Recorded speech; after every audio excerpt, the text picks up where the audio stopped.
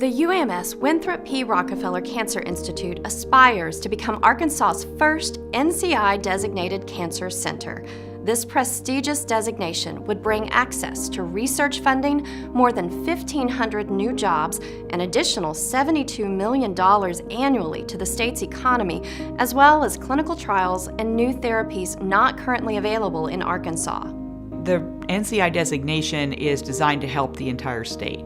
One reason that you want to become designated is because you have options with treatment options for patients that otherwise you wouldn't have, and then there is a very large amount of funding for research. Overall, the center has to reach a goal of having $20 million of research funding.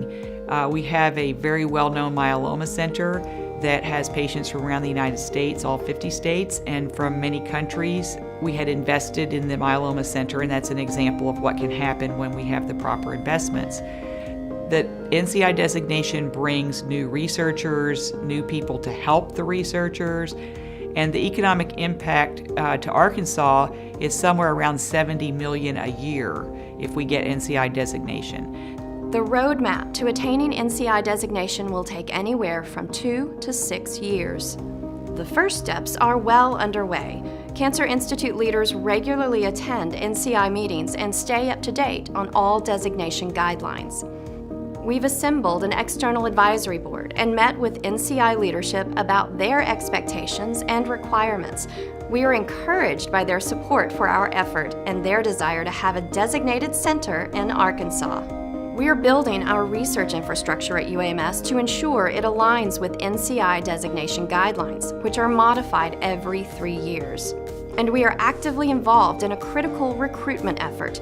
In order to be considered for NCI designation, the UAMS Cancer Institute must recruit and retain leading cancer researchers who together bring in $20 million annually in peer-reviewed research funding.